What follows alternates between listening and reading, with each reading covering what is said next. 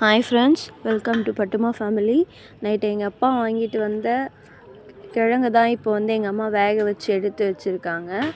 சக்கரவள்ளி கிழங்கு, பனங்கிழங்கு, மரவள்ளி கிழங்கு மூணுத்தையும் எங்கள் அம்மா வேக வச்சு வச்சுருக்காங்க.